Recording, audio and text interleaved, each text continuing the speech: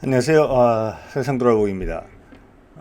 항공모함 보유 이야기가 나온 지가 얼마 안 된 것 같은데, 벌써 매번 이제 군사 관련 행사를 갈 때마다 새로운 모델들이 계속 속속들여서 이제 소개가 되고 있죠. 그래서 정말 30년대 군에서 말하는 대로 2033년까지 우리도 항공모함을 가지게 되는구나. 이런 게 이제 실감이 납니다. 그래서 먼저 이제 오늘 우리 항공모함에 이제 좀 있어 설계가 본격적으로 들어가겠죠. 왜 어떤 본보기로 삼을 만한 게 뭔가 있는가 하는 주제로 말씀을 드릴 텐데, 먼저 이제 항공모함 보유 필요성에 대해서 먼저 한번 이야기를 해보면, 뭐 가까이는 보면 중국 같은 경우에 옆에서 이제 소련의 그 구소련의 키예프급을 바탕으로 야오닝함이라는 1번 함을 이제 취역을 시켰죠. 예. 그리고 2번 함인 거의 아마 같은 이제 함인 것 같은데 2번 함 산둥함 취역을 했습니다. 예, 두개 7만 톤에 조금 못 미치는 그런 함정이고요. 그리고 현재는 이제 두 개 다 취역이 두 함정은 취역을 했고 세 번째로 이제 전자기 사출을 갖춘 3번 함을 건조 중이다. 지금 이렇게 되어 있습니다. 그래서 우리 주변국에서 이제 최소한 중국 같은 경우는 세 척의 항공모함을 2030년까지는 가지게 될 것 같아요. 그 이상 가질 수도 있고. 그리고 일본 같은 경우는 이제 기존의 그 헬기 상륙함 이즈모급이라고 있습니다.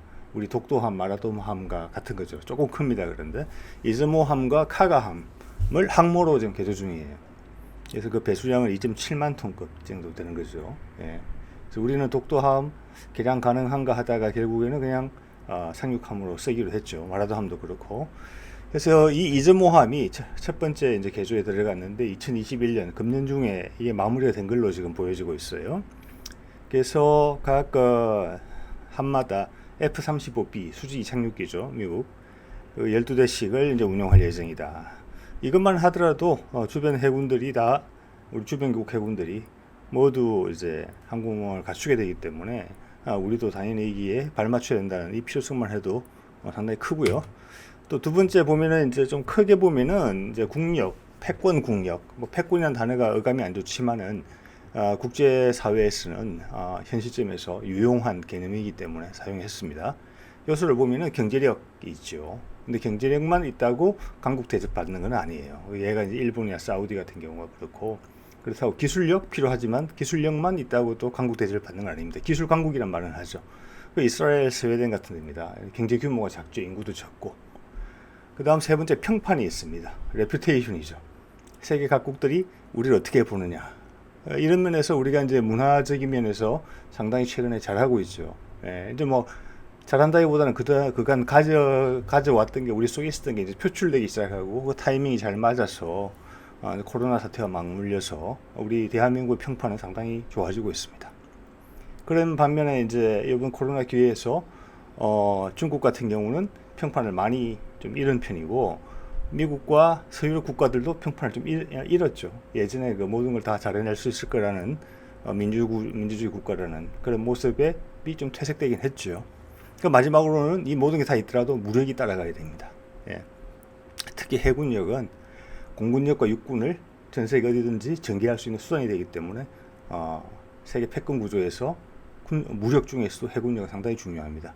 그렇기 때문에 영국이나 프랑스, 이태리, 인도 그리고 그 외 나라들도 항모를 가지려고 하는 겁니다. 네, 우리도 그 대열에 들어선 거죠. 네. 자, 이때까지는 한국형 항공모함이라면 경항모에서 시작해서 모델이 나올 때마다 자꾸 커져요. 그래서 3만, 4만 톤 이야기 하다가 지금 최근에 나온 현대중공업의 모델은 5.5만 톤까지 갔죠. 그래서 많이 언급되는 것이 우리도 옛날 뭐 중형 항모를 가져야 된다는 이야기도 계속 있었지만은 아마 국제 주변국들의 그 분위기 이런 것 때문에 현재 계속 경자를 붙이는 것 같아요. 앞에 경항모라고. 어쨌거나 참고 함정으로 많이 언급되는 것이 영국의 퀸 엘리자베스급이 있습니다. 7만 톤급이죠, 이게. 중형 항모라고 보통 하죠. 두 척이 있는데 2017년, 2019년 각각 이제 취역을 했고요. 스키점프대를 가지고 있습니다. 캐타필터가 없이 스키점프대를 사용하고 추진력도 가스터빈하고 디젤 엔진을 사용하고요. 주요 이제 함재기로는 일본처럼 F-35B를 쓸 예정입니다. 그리고 프랑스가 최근에 차세대 항모를 건조하겠다고 발표를 했습니다. 한 6개월 작년 말에 했거든요. 그래서 어떻게 보면 약간 새로운 것이에요. 그런데 취역 시기로 보면 우리랑 더 가깝습니다. 그리고 소개된 지가 얼마 안 됐고 알려진 정보가 제한적이기 때문에 우리한테는 좀 덜 익숙한 것 같아요. 이게 팽이라고 돼 있는데 이게 그냥 프랑스 말로 차세대 항모라는 개념입니다. 팽으로 부르겠습니다. 7.5만 톤으로 크기가 퀸 엘리자베스급보다 조금 커요. 예. 그래서 2025년에 아마 건조에 들어갈 걸로 예상이 돼요. 그리고 2038년에 취역을 예상하고 있습니다. 그래서 엘리자베스급과는 영국과는 다르게 전자기 사출 방식을 씁니다. 캐타필터에 전자기 사출 쓴다는 거죠. 전기로 하는 게 아니고 이거는 미국 최신 항공모함인 제랄드 포드급에 사용된 방식입니다. 아직 기술적인 완성도가 신뢰성이 아직 확보되지는 않은 것 같은데 어쨌거나 그걸 쓰기로 했고 원자력 추진 그 이유에 대해서는 뒤에 좀 더 말씀드리겠습니다. 그리고 F-35B가 아니라 그리고 프랑스의 라팔도 아니고 지금 프랑스하고 독일이 같이 개발 중인 6세대 항공기를 운용할 걸로 전제로 그렇게 항모를 디자인을 하고 있어요. 그래서 뭐 지금 세일즈가 많죠. 최근 G7에서 영국 총리가 우리 대통령을 만나서 한 이야기 중에 이런 게 있습니다. 영국은 한국과의 파트너십을 중요하게 생각하고 있으며 한국과의 안보 협력 강화를 기대합니다. 항모 기술 사가지고 가라. 밥코게 기술 사가지고 가라. 본인들의 군수 사업을 계속 유지를 시켜야 되는 거고 항모를 몇 년마다 한 번씩 찍어낼 수도 없는 거죠. 그래서 충분히 이해가 가는 세일즈라고 봅니다. 자, 이거는 2020년 12월에 프랑스의 마크롱 대통령이 우리는 차세대 항모를 건조하겠다라고 발표하는 장면입니다. 한 척을 건조할지 추가로 건조할지는 추가 건조에 대해서는 조만간 결정을 한다고 합니다. 자, 이게 이제 프랑스 차세대 항모 팽의 모습입니다. 길이 300, 폭 80, 상당히 크죠. 예. 그리고 이제 불호로 되어 있는 부분인데 뒤에는 원자력 추진, 원자로를 2개 가집니다. 그리고 전자기 사출이죠. 아까 말씀드린 거 그런 방식을 사용하겠다. 그리고 자세히 보시면은 항모 갑판 위에 이게 주기되어 있는 비행기들이 라팔이 아니고 차세대 6세대 전투기들입니다. 그래서 우리도 뭐 말씀드린 것처럼 경항모 하다가 중항모로 계속 가고 있고 계속 더 커지지 않을까 싶어요, 사실은. 그래서 제가 짐작컨대는 팽급 비슷하지 않을까 싶습니다. 왜냐하면 지금은 하나도 주입된 국가에 항모가 없는 상태에서 우리가 가지면 그 위력, 현실이란 말 써야죠. 현실력이란 말 보여주는 거. 그래서 상대방이 우리를 함부로 업신여기지 못하고 한 걸음 나아가서는 우리의 뜻을 상대방에게 이제 관철시킬 수 있게 하는 그 현실력이란 부분이 있는 것인데, 그런데 2030년대 초중반 주변에서는 일본, 중국 다 항공모함을 가지게 되는데 단지 항공모함을 가진다는 것만으로는 부족해지는 것이죠. 그건 기본이 돼야 되는 것이고 항공모함을 가진다는 것은. 그리고 내가 상대방으로 하여금 내가 위협을 느끼기, 상대방이 나로 하여금 위협을 느끼게 하는 진짜의 현실력은 어디서 나옵니까? 그 항모를 다 가진 마당이면 우리 항모가 주변의 항모들보다 뛰어나야 됩니다. 그게 앞으로 10년 이후에 우리가 처할 현실인 것 같아요.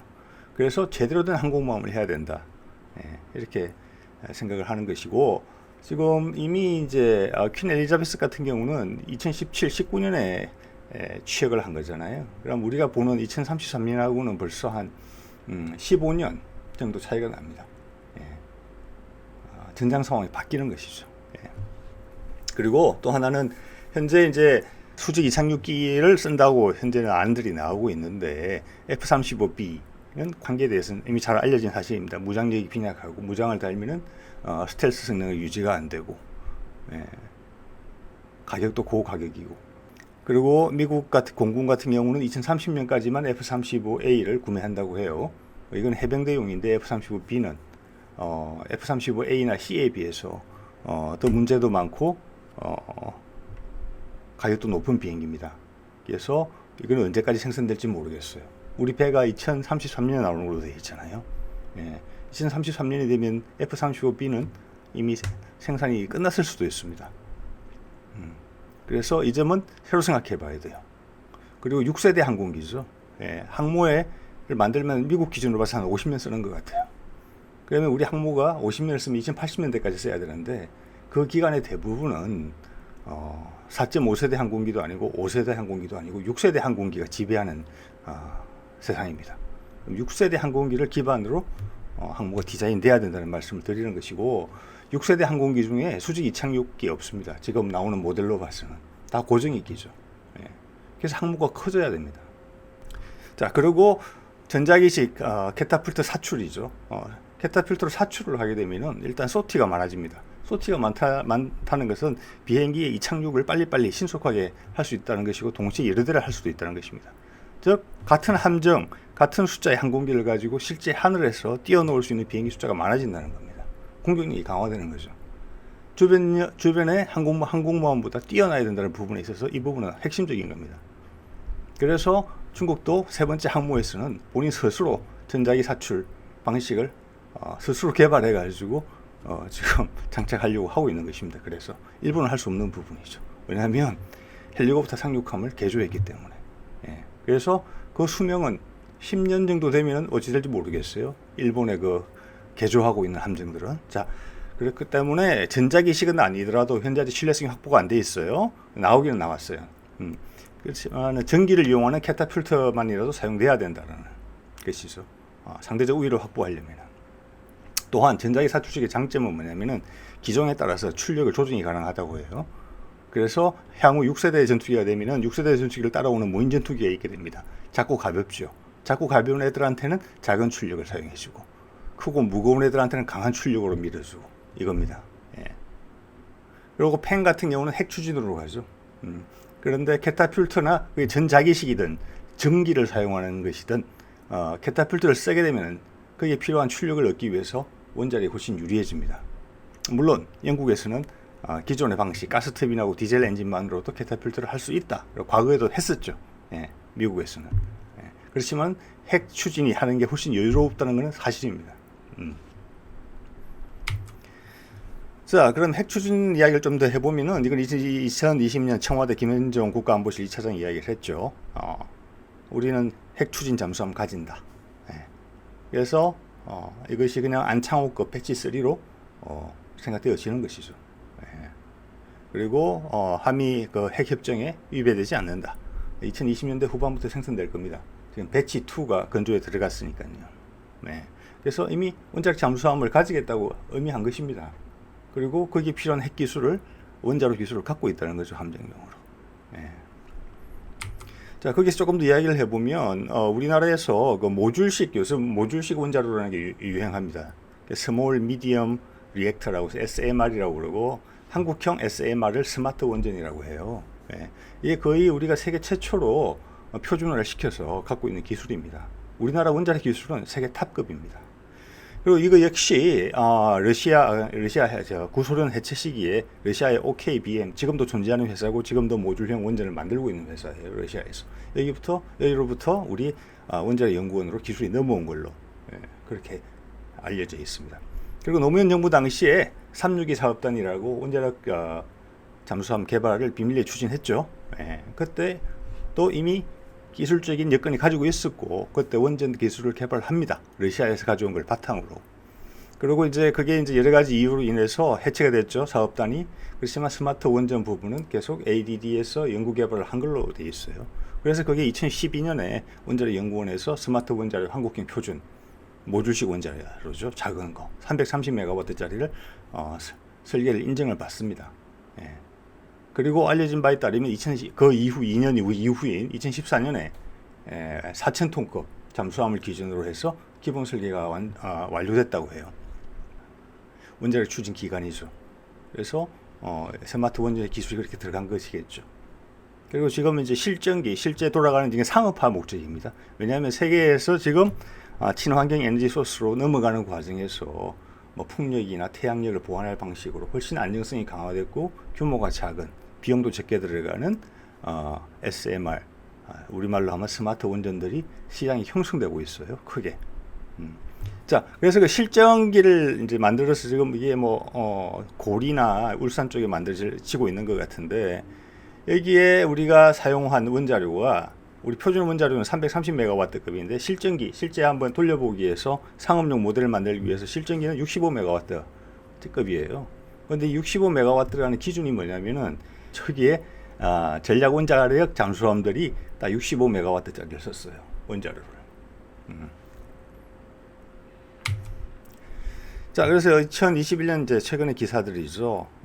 신중국 탐내는 소형 원자로 기술 한국선 9년 전 개발에 창고에 있다. K 원전 부활의 열세대나. 저기 말하는 대형 원전들은 지금 더 이상 가동 안 하고 줄일 겁니다. 그렇지만 소형 원전들의 새로운 길이 열린다. 그리고 우리는 세계 탑급의 기술을 가지고 있다. 자, 프랑스에 물었습니다. 프랑스의 항공모함 개발 총책임자가 이야기한 것입니다. 왜 원자력 추진인가? 작전거리가 무제한이다. 이런 말을 쓰고, 두 번째, 프랑스 원자 산업을 유지하는 데 필요하다. 예. 우리도 필요합니다. 예. 우리도 스마트 원전을 상용화시키고 싶어 하죠. 예. 이번에 지난 5월에 있었던 한미 정상회담 성명서에 나오는 내용입니다. 미사일 지침 종료라는 이야기도 나오고 안전한 원자력 기술 협력이 나옵니다. 이게 스마트 원전, 일체형 모듈화 원전을 이야기하는 것입니다. 예. 그리고 빌 게이츠가 투자한다고 하는 고속 정식로, 그리고 물 대신에 나트륨을 넣어서 냉각시키는 방식, 한국이 그 기술을 다 가지고 있습니다. 예. 그래서 훨씬 안전하고, 비록 전홍축 20% 이상의 전홍축 원료를 쓰더라도 연료를 10년, 20년마다 갈 필요가 없게 연료 효율을 상당히 높이는 기술들을 우리가 지금 세계에서 최고로의 기술 수준을 확보하고 있습니다. 그 기술들이 적용되겠죠. 예. 자, 이렇게 한 것은 미국이 이 새로운 원전 시장이 열릴 것이다. 미국도 원전 강국이죠. 예. 그래서 보고 한국과 손을 잡겠다라는 뜻입니다. 예. 왜냐하면 한국이 파트너가 될 만한 실력을 갖추기 때문에 그렇겠죠. 그리고 이 기술들이 우리 원자력 잠수함에 들어갈 것이고, 원자력 잠수함에 들어가는 기술을 항공모함에 넣지 못할 이유는 없다고 봅니다. 네. 자, 그러면서 보여드리는 게 이 왼쪽에 있는 게 대형 원전, 기존의 원전이고, 오른쪽에 있는 게 이제 한국형 SMR 일체형 원자로죠. 한국형 표준 원전은 이게 이제 열 출력이라는 개념이 있어요. 원자로 낼 수가 있는 전체 에너지, 그리고 여기서 이제 전기 출력이 있습니다. 여기서 얼만큼 전기를 뽑을 수 있을 것인가. 어쨌거나 열 출력 기준입니다. 이거는 원자로 낼 수 있는 힘입니다. 함정 에너지가 더 적절한 것 같아요. 전기만 쓰는 게 아니기 때문에. 그래서 2825메가와트고 우리 한국이 개발한 스마트는 330메가와트입니다. 한 10분의 1 정도 되죠. 예. 여기 보면 좀 전에 말씀드린 프랑스의 팽은 220메가와트 원자로를 2개 씁니다. 그리고 우리가 이제 옛날 원자력 잠수함 개발 이야기할 때 참고 모델로 언급됐던 프랑스의 바라쿠다급 공격 원장, 배수량당 5,000톤 정도로 우리가 비슷합니다. 여기는 150메가와트급 원자로 한 개를 씁니다. 예. 그렇기 때문에 우리 스마트 원자로 330메가와트 정도는 미국에서 오하이오 전략 원잠 정도에 씁니다. 한 개 정도. 미국의 초대형 10만 톤급 항공모함들은 500메가와트, 700메가와트급을 두 개씩 쓰고 있어요. 그래서 이 스마트에서 곱하기 2를 해서 우리 항공모함에 넣으면 됩니다. 그냥. 예. 잠수함은 크기를 좀 줄여야 되겠죠. 아까 보여드렸던 실정 원자료가 65메가와트예요.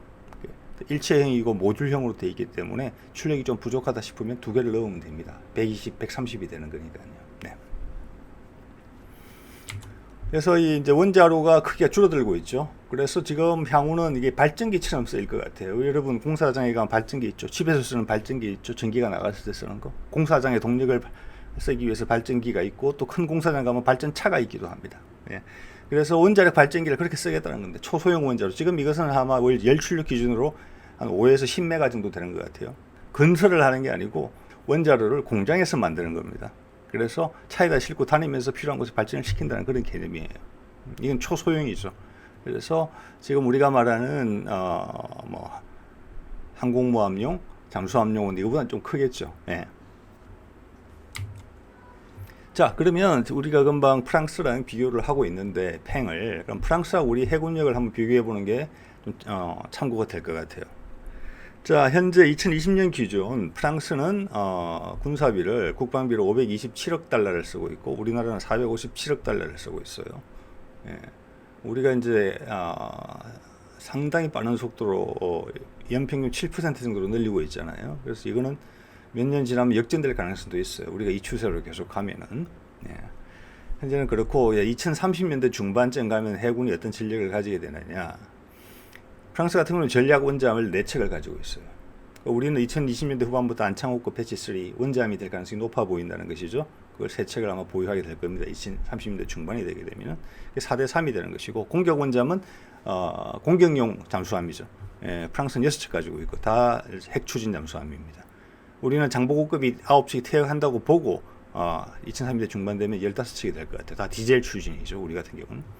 구축함, 호위함 너무 오래된 것들은 빼고, 그리고 앞으로 계획을 감안했을 때 프랑스는 25척, 우리는 광개토급이 퇴역된다고 보고 38척입니다.